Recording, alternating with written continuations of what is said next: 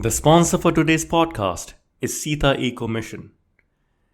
Eco Mission is a tool that simplifies compliance, cuts cost, and offers real-time insights to support sustainable operation at airlines.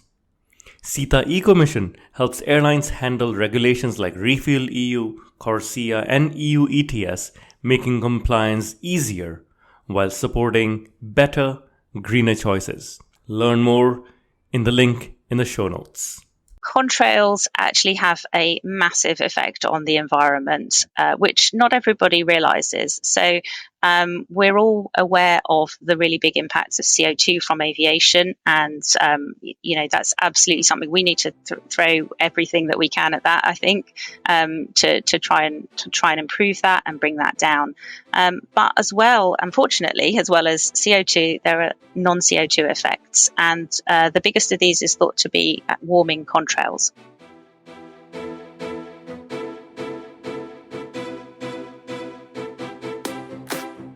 Welcome to Sustainability in the Air, the world's first podcast dedicated to sustainable aviation. I'm your host, Shashank Nigam, the CEO of Simply Flying. Every Thursday, I have important conversations with top aviation executives, technology entrepreneurs, and policymakers helping aviation take climate action. Conversations that help separate the signal from the noise. Whether you are a frequent flyer or an airline executive, if you care about sustainability or simply love traveling, welcome aboard. My guest today is Sean Andrews. Sean is the SESAR Solution Lead at NATS. For those who are unaware, NATS is the global leader in air traffic management and airport performance, the UK's leading provider of air traffic and control services. Interestingly, Sean herself started her career as an air traffic controller, but today has become somewhat of a global authority on contrail mitigation and modern air traffic management. Sean and I speak about what can be done to make airlines and aviation sustainable today, from reduction of contrails to modernizing the air traffic control system.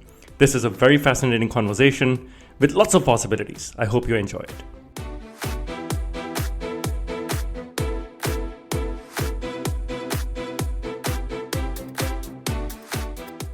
Sean, welcome to the show. Welcome to the podcast.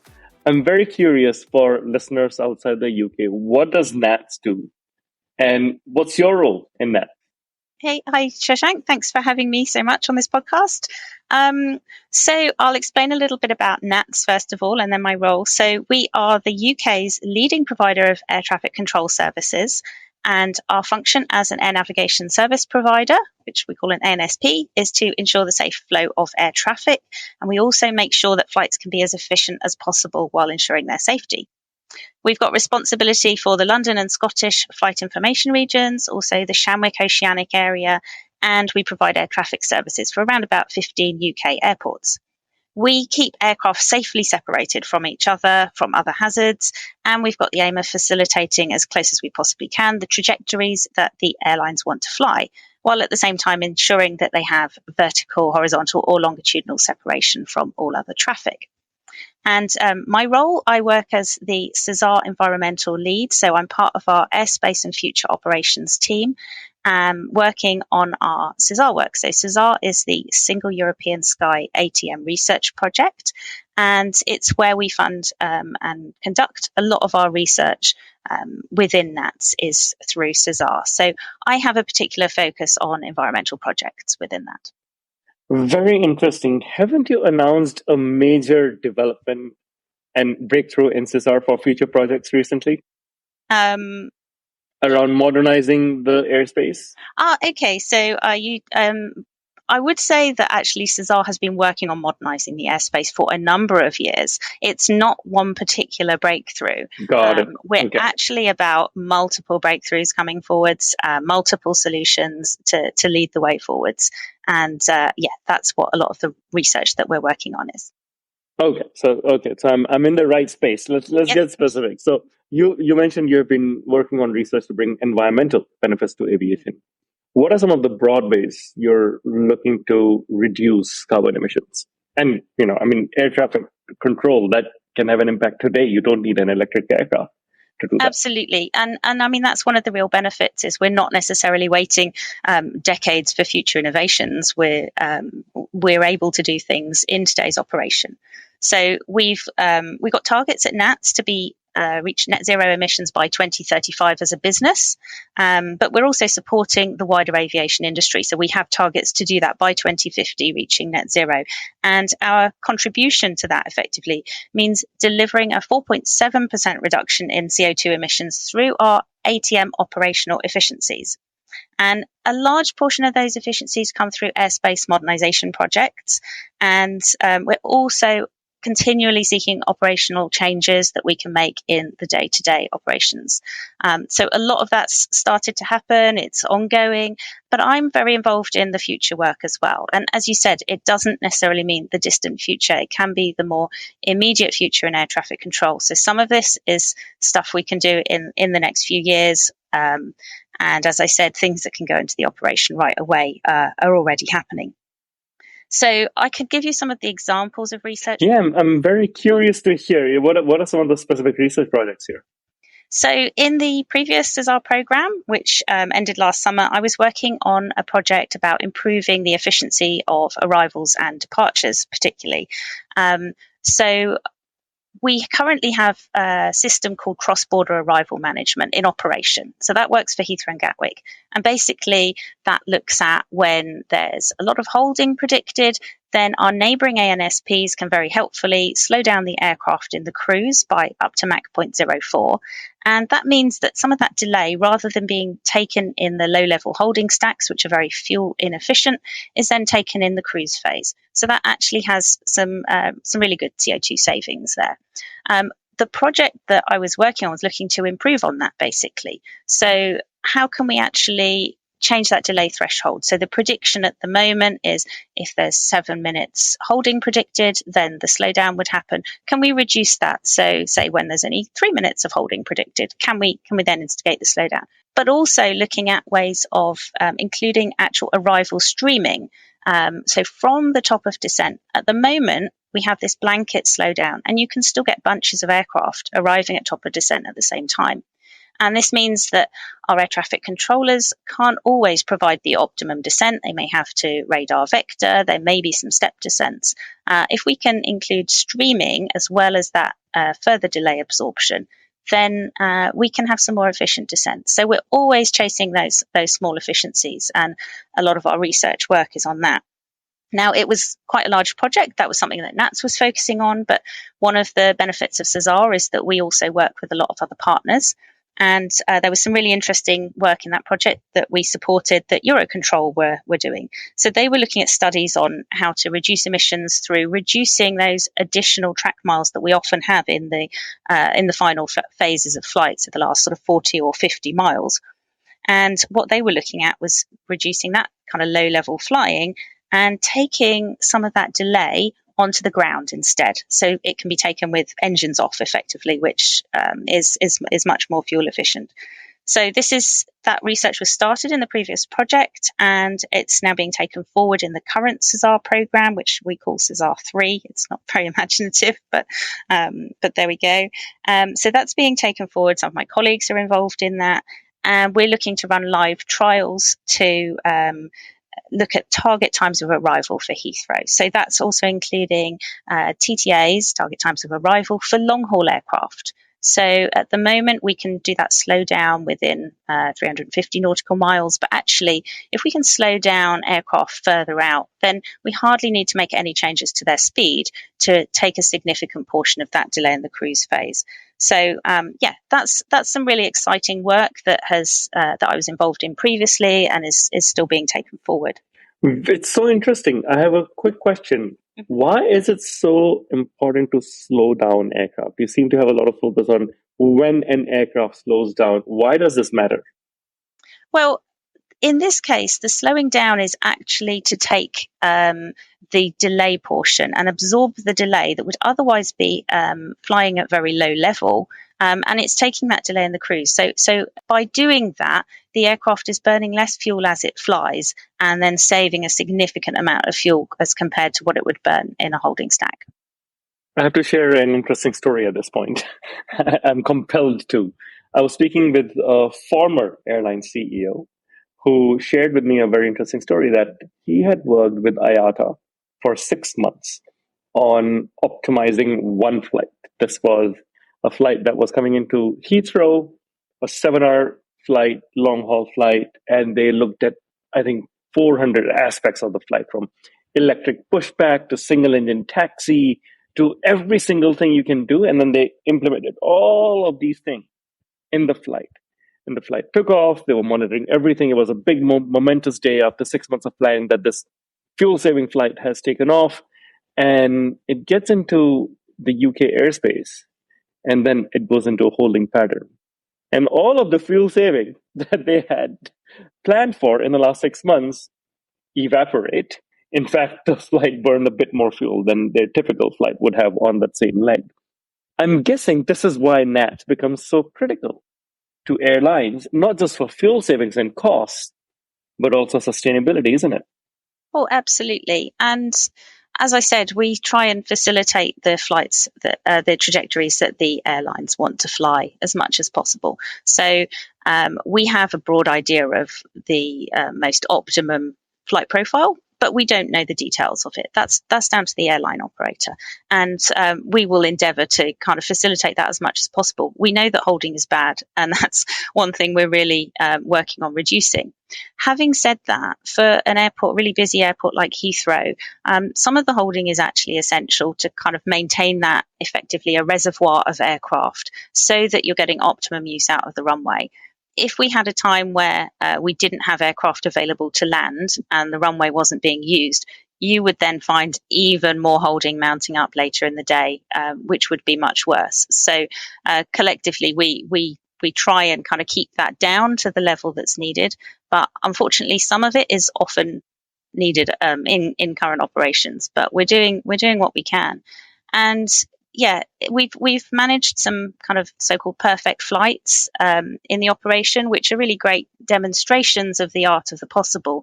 But of course, it's kind of easier to manage one perfect flight. And the reality is that there are different constraints, and there are a lot of flights up there, and they're all kind of aiming for the same bit of concrete. And so it's very difficult to get that precise optimum trajectory all the time.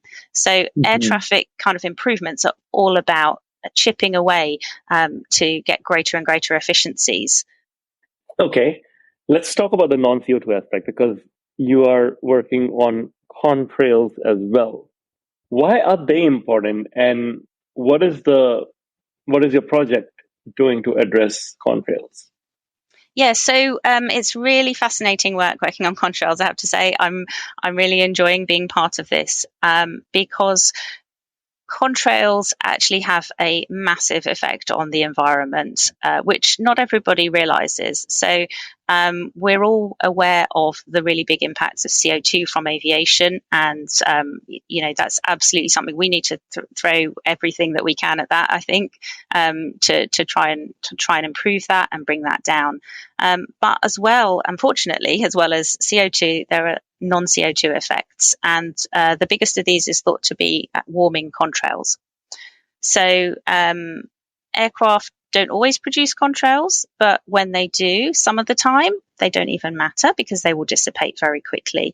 But other times, aircraft flying through very cold and very humid air masses will produce persistent contrails, and these can have a highly warming effect. So what we're looking at is actually mitigating this effect by ensuring they're not produced in the first place. So it's a very interesting thing to be looking at. Obviously, CO2 effects are very long lasting. CO2 released into the atmosphere will literally stay there for centuries, whereas warming contrail or contrail induced cirrus can last for a few hours. But the individual effects are so warming at that time that it's thought that they're in the same order of magnitude as the CO2 emissions from aircraft. So this is huge, considering that there's no kind of regulations around it yet. I think that's definitely on the horizon.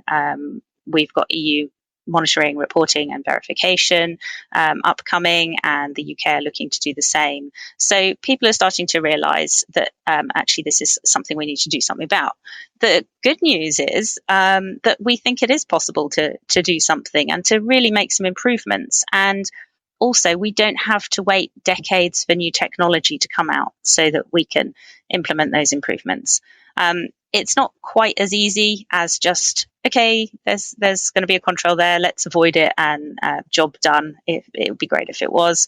And this is why we've got research projects. So there's a lot of research going on in this area.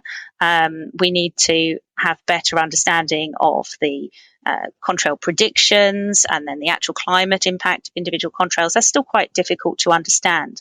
But I would say we're at the point where we can do something, and we can definitely do flight trials, which is what we're looking to do in the project that I'm heavily involved in, which is called CICONIA. So it's a SESAR project led by Airbus, and we have multiple kind of facets to the project. So there's 4 main work packages, and a couple of them are these sort of scientific based work packages. So looking at Met forecasting and the actual climate impacts. And we've got some real experts involved in that. And then a couple more are on concept of operation. So developing how we actually do this, and then a validations workshop and showing the operational feasibility. And those are the areas where NATS is most involved. I'm curious then, if there's a lot of work already happening in Europe and UK around avoiding contrails, why aren't airlines doing something about it? Every time I speak to some airline, they said, oh, we are waiting for the scientists to reach a consensus so we can do something about it. But this seems like a low-hanging fruit. You can figure out the warming contrails, I think, with fair accuracy these days.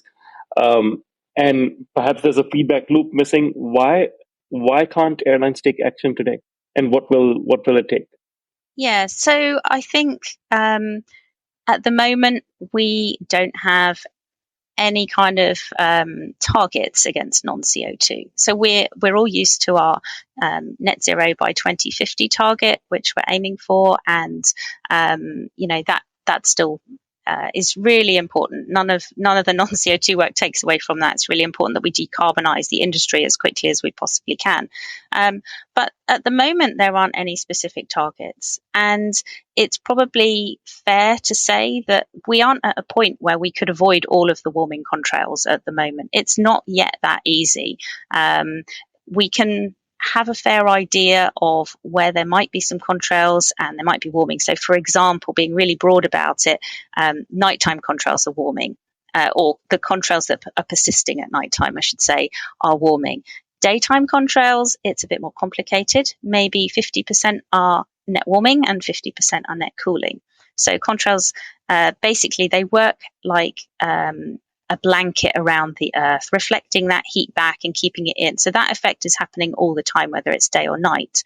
And that's the pure effect at nighttime. So it's a pure warming effect when the sun's not there. When the sun is shining in the daytime, I don't mean shining on the surface, I mean when the sun's out in the daytime, then the contrails can also have a cooling effect as well. So basically they have a reflective capacity where some of the solar radiation will be reflected back out to space and won't come down. But that is very dependent on the other circumstances, like whether there might be low cloud, which would be reflecting that energy back anyway, or the surface below. There's a lot of factors there, and that's harder to determine. But we are at a point where we could say, if I think I'm going to produce a warming contrail at night time, and I've got a reasonable confidence where that might be, then I could try to avoid it.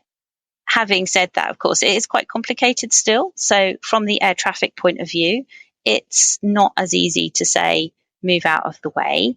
even if you have that confidence in the prediction, there might be other traffic in the way. And a lot of the research so far has been looking at maybe individual flights or individual airlines and how they would manage it. And it's almost got the assumption that if they wanted to request a change, they would get that change. That if they wanted to move their cruise level by a couple of thousand feet above or below, then that would be okay. The fact is that yes, some of the time it would. When the traffic levels are lower, that would be okay. Other times circumstances would permit that, but not always. And safety and separation always comes first. We can't put traffic too close to each other. So, one of the big things that we're investigating in CICONIA is the actual air traffic effect. So how much can we facilitate this? Because we can help it some of the time. We can facilitate those trajectories. But there's going to be some consequences of that. There's going to be some times when it makes other parts of the airspace really very busy, and we need to understand a bit more how that looks. In terms of your question on why aren't the airlines doing anything, I think it's probably because at the moment they don't have to. Yes, there is some uncertainty. So we know we can't solve it all. We're not certain enough to solve 100% of the warming contrails. We're maybe not certain enough to solve even 80. And some of the time we might get it wrong. I do think overall we can get it right and we can make a difference. So I'm a big advocate for doing something really quite soon. And I'm very excited that we've got some flight trials happening and also simulations to support those trials as well, so that we'll get a better overall picture of that air traffic impact. But yeah, I think there's an education piece needed as well. So a lot of we've known about contrails and that they have a warming effect for decades, but there's a perception that we haven't understood it enough. And there's still a lot of understanding that needs to come. But we have now reached that point where we can do something with it. So I think getting that message out to the airlines and also to the general public is really important. So I think it would be helpful if the flying public knew that actually there was something here that could be done for a benefit. I hear you. And I think contrails is almost secondary, like non-CO2 impact is almost secondary to what airlines are talking about when it comes to sustainable aviation in general. And especially if there's debate around the science, then there's even less things to talk about to the consumer. But you're right, I think there are currently a lot of variables that need to be agreed upon. There's the feedback loop on whether this was truly a warming contrail or a cooling contrail, or whether there was a persistent contrail or not, or humidity. There's so many factors that come in that need to be ascertained. But I think some airlines, like American, I think have done a few trials. I believe there's a new EU grant for some more trials to be done in the next few years. So hopefully those will show results very quickly to be able to get airlines to do something about it. Because once again, it's a low-hanging fruit. You don't need to wait for a new hydrogen or electric aircraft. You can do something about it today in reducing the CO2 emissions. And there was something interesting while researching we learned, which is the green route charging. What is that, and how can that actually help airlines? Okay, so I'm involved in another SESAR project, an exploratory research project called Green Gear, and part of what we're looking at is green route charging. So at the moment, airlines will file their most operationally cost-efficient route. And obviously, a really big factor on this is fuel. And if you're efficient with your fuel, you're efficient environmentally in terms of carbon emissions. So in general, that's pretty good. And that works to a certain extent. But it's not the only factor. And one of the factors to consider is air traffic control charges. And particularly in Europe, each country has their own different charges. And they can really vary quite a lot. So, for example, the UK is one of the more expensive ANSPs. So our route charges are higher than some of our neighbours. And part of the reason for this is we have very busy airspace, meaning we need certain level of tools to cope with the traffic and manage it. And there are various other factors, which I think are broadly understood. But what the result of this means is that sometimes airlines will fly slightly longer to fly around the airspace. So we will actually see, instead of aircraft perhaps flying through Scotland, they might kind of go round the corner effectively. And that although they're spending more money to burn more fuel, and emit more CO2, they are actually having a slightly cheaper flight because those air traffic charges are less. So at the moment, that's a kind of poor incentive and incentivizing the wrong behaviors. So what we're looking at through green route charging is actually removing that incentive so that everybody has there's a bit more of a level playing field. It is very difficult politically. It really seems quite simple. Have something like origin destination charging. So each city pair has a particular cost, which is worked out based on nominally, let's say, the Great Circle distance. And then whatever route is flown, that cost is paid. So although it seems simple, like I said, politically that's quite difficult because certain airlines have certain routes that would be more effective than others and so on. So some of the work we're doing is just to research into that, get more information, and looking at a kind of modulation of the route charges as well. Because another thing to consider is actually what the effects are when everybody wants to fly through the same bit of airspace. And then suddenly that airspace is too busy. And as I said, we're here for safety. So we need to make sure that we don't have any kind of overload situations. We need to make sure that the capacity isn't exceeded, which might mean sometimes airlines have to fly longer around that. So what we need to do is incorporate this into the route charging so that we're not penalising certain carriers or anything like that. And as I said, then removing what currently is an incentive to, unfortunately, emit a little bit more carbon on certain occasions.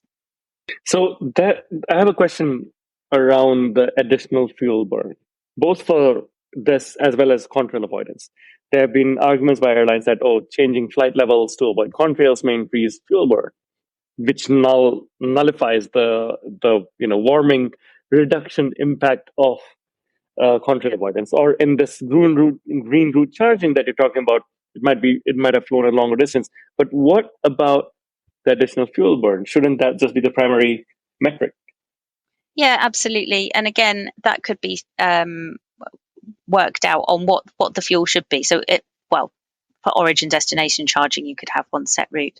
In terms of the contrail avoidance, yes, some of the time it will cost more to avoid because you would naturally file the best, or you'd hope you'd file the optimum cruise level for fuel efficiency. And then if you're having to, say, fly 2,000 feet below that, it might not be as fuel efficient. It would burn a little bit more.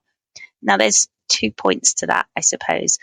One being that actually airlines don't always file for the most fuel efficient route. Sometimes there are other factors to be considered as well. So that's not necessarily always the case, although it is a big consideration as well. The other fact is that actually it's not much of a fuel cost based on a lot of the experiments that have happened so far and a lot of the trials. So we're actually looking at well under 1% of fuel, in fact, under 0.1% of fuel burn across the entire fleet. And I think the problem is whether everybody does it or not. Now, if all the carriers are doing it, and then it's fair and everybody can manage it, it's perhaps a disincentive to coming forwards and being the first ones when the flying public don't really understand what difference this makes. When there's no requirement to do it, that seems to be the problem at the moment. But really, the actual additional fuel over the fleet is very, very small compared to the immense environmental gains that we can have here. We do have to be very careful on actual additional CO2. So take the money side out of it. We don't want to burn a lot of extra CO2 to avoid contrails. The feeling is that some additional CO2 is actually necessary and will have an overall climate benefit. Exactly what that point is when it becomes a disbenefit isn't clear because we can have different metrics. And as I said before, the different timescales that we're looking at, the few hours that a contrail lives for, are so different to the centuries that the CO2 lasts for. So if a contrail is produced, then in 24 hours that effect has finished, it's happened. If CO2 is produced, and this is for persistent contrails as well. Yes, it is. So persistent contrails, they will still be gone within most of the time within 24 hours or within a few hours, but the effects are so warming at the time. And that's what's critical. So we can use different metrics for example, if we talk about global warming potential, if you look at global warming potential 20, so in 20 years' time, the contrails really quite heavily feature compared to carbon emissions. If you go to global warming potential 100, actually contrails are still significant, but less so compared to the GWP 20. And other metrics also have different figures. So there's a lot of work to be done on which metrics should be used. But whichever metric is used, we still see significant climate impacts from the contrails. So it may be that there's a point where you wouldn't. Okay, let's be kind of silly about this. You wouldn't want to double your fuel to avoid a contrail. Right, exactly. Right. But do you do nothing? No, you could spend an extra 10 kilos of fuel and 30 kilos of CO2 emissions to avoid a persistent warming contrail at night time that would last for 8 hours. Yes, that would be worth it. And there's somewhere in the middle. We don't know exactly what the point is. This feels like the Goldilocks problem, right? You want the just right. You don't want the ball to be too hot and the contrails to be too much, or fuel burn to be too much, and you want to strike a balance and be just right. Yeah. Now, and actually, some of the experiments we've done in the project so far have the kind of desktop trials that have been run show that even with significant changes to your cruise level, then it's still a climate benefit overall. Right. There's another very interesting project, Sean, you are working on, which is the Digital European Sky. What is this about? Sounds very futuristic, and I'm very keen to know about it. Yeah, so Digital European Sky does sound futuristic. It's not a project as such. It's effectively a collection of the solutions that we're researching through SESAR that will come together to form the Digital European Sky. So non-CO2 mitigation is going to be part of that Digital European Sky. Hopefully arrival streaming will at some point be part of that Digital European Sky. And it's basically taking those what we call SESAR solutions forwards. So it is the future. It's not one single entity that happens at one point. It's bringing all these things into operation. And there's a lot of work going on in a lot of areas to work towards that. Very, very interesting and very exciting. NATS, of course, looks at air traffic control. And like you hinted earlier, air traffic control has always been about safety and efficiency in air traffic control. How do you balance that with environmental concerns that we are talking about? And of course, with your environmental hat now on, what takes precedence? Oh, safety is always the priority. Safety won't be compromised. And safety is kind of the reason we exist. And what we do is we want to be as efficient as possible and support the airlines in their efficiencies. So the airlines are our customers, and their efficiencies broadly correspond with environmental efficiencies when it's wanting to be fuel efficient. It's not just that, of course. We actually, at NATS, as I said, safety is the number one priority, and that won't change. But we do have environmental targets as well. In fact, we're one of the few, if not maybe the only ANSP that's actually regulated on our environmental performance. So we have a metric called three-dimensional insight, or referred to as 3DI. And basically all the flights that come through our airspace are through our domestic airspace are measured using this tool. So it makes measurements of maybe how long an aircraft is in the hold, whether it met its cruising level, if there was a lot of lateral deviation, and all of this is added up to a score, and we're regulated on that score. So if we do well, we'll achieve a bonus. If we don't do well, there will be a penalty. I would say, sustainability is really important at NATS. There are a lot of people in the company that really want to be as sustainable as possible, and it's very important to us. But there's no way to kind of compromise against safety. That's the reason we're here. We all start there. In fact, you had your start as an air traffic controller. I remember watching the movie Pushing Tin, which was one of my earliest introductions into air traffic control. I believe it's one of the most stressful jobs. How did you get your start as an air traffic controller? And I'm curious if you can share with the listeners your journey to doing what you're doing now. Well, I'd actually always been interested from when I was young in becoming an air traffic controller. I think always liked aviation, and maybe the first thought was to be a pilot. And then I thought, I'm not sure that's for me. Air traffic control sounds great. So, I actually applied first of all to be an air traffic controller when I was only 18. And it's quite difficult to get in. So they said, well, do you know what? We think maybe you could do this, but come back in a year. So life got in the way a little bit, and I actually had my family and had children. And then I reapplied when my children were starting school. And I went through air traffic control. Wow, so you didn't go through this straight out of college. You actually went through this halfway or something. I did. Amazing. I did a lot of motherhood beforehand and during as well. So a mid-career air traffic controller. Now, this is cool.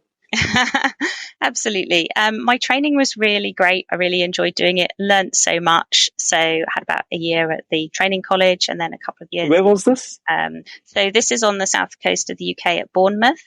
And then I went to operational training at our Swanwick Centre, which is still on the south coast, just to the east of Southampton.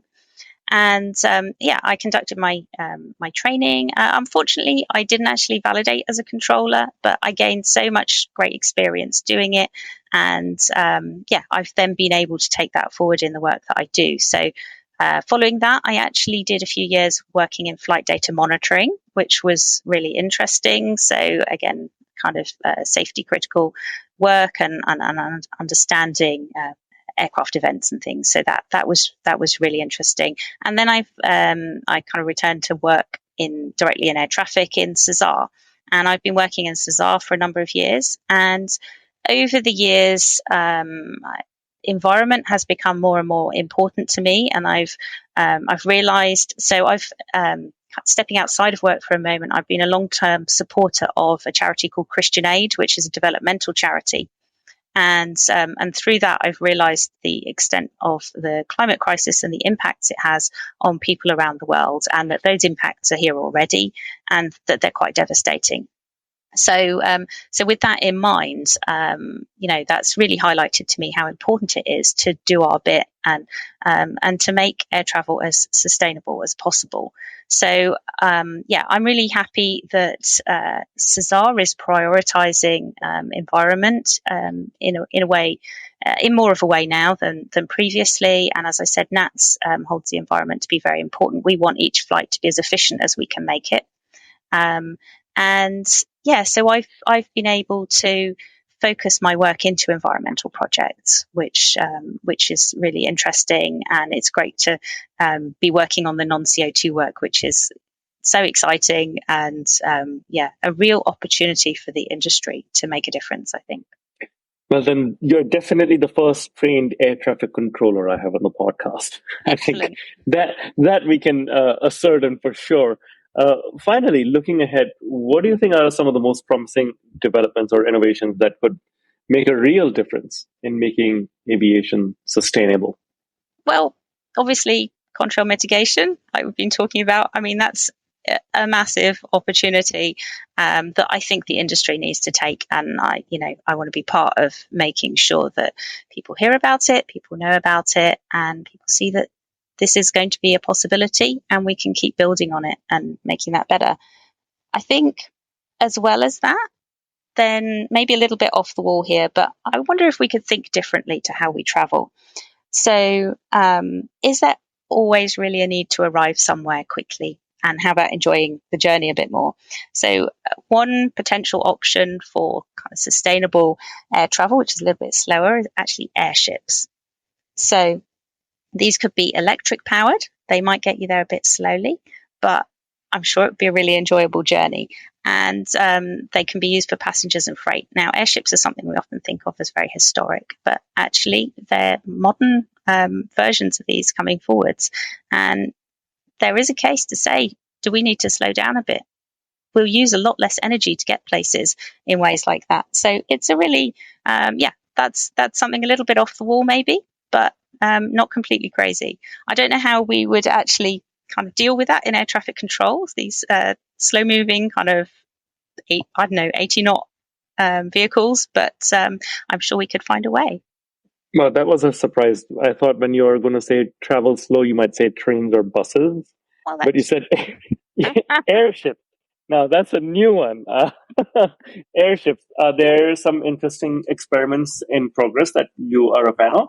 I have to say, I've just kind of picked that out, and we're not working on that in SESAR at all. Okay, But I'm just wondering. a Airship different air way of traffic control thinking might be is great, interesting. and I'm a big fan of the train as well, though. Okay, no air traffic control needed there, but of course you've got track control there. Yeah. Uh, Sean, this has been fantastic learning from you know an air traffic controller on how all of this works. I think there are lots of low hanging fruits, and I'm delighted to learn of the progress that the entire organization is making, what you're collaborating with the EU, and I hope to see lots of good results in the future that can impact fuel consumption and make flying a bit greener sooner than later.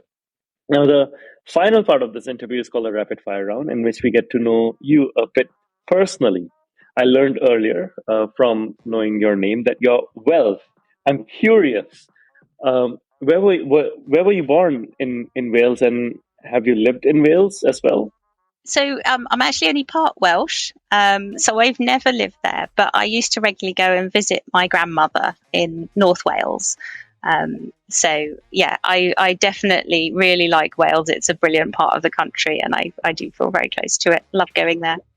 Very nice. What's your favorite book? So my favourite book is actually a children's book called Jenny by an author called Paul Gallico, and it's just a delightful story. It's a little boy who turns into a cat, but the story is about friendship and love between him and another cat. And I know that sounds really bizarre, but it's Wow. really lovely. I've always loved it. Okay, I'm going to check it out and see if I can get them for my daughters. Get that book for my daughters. What's your favorite airline? So I'm not really a frequent flyer, so that's quite a tough one to answer.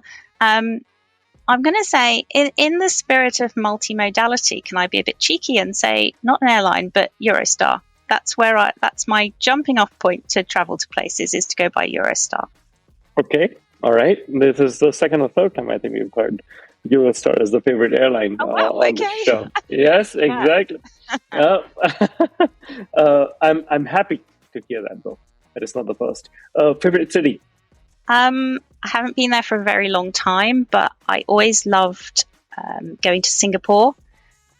Lovely city. Maybe it helped that I was always on holiday when I went there, but I really love Singapore. Well, I grew up in Singapore, and I could not agree more. Fantastic city. It's not just for holiday. It's a great city to live in and grow up in, like I did as well. Favorite movie? My favorite movie is Titanic. I find the whole story of Titanic really fascinating, and yeah, quite enjoyed James Cameron's rendition of it, right? Okay. Do you still watch it often? I watch it occasionally. It's my ironing movie. If I've got some ironing to do, stick it on. Ironing movie. I got to think about. Well, I got to start ironing first. I don't do a lot of it, to be fair, though. Oh man. Okay, now we're getting personal on the other side. Sean, what is something you would like to learn?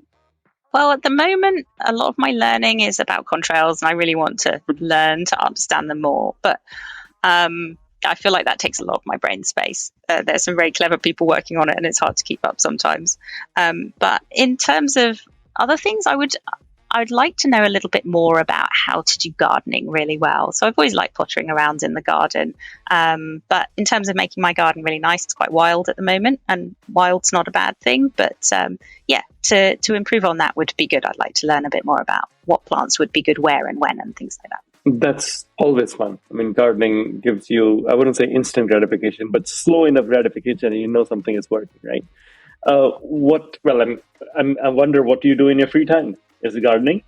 Well, I do a bit of gardening, but yeah, I like being outdoors. I do quite a lot of activities, sports activities. So I do a lot of running and cycling. I'll do one or the other of that most days, and also I'm quite involved in our local church.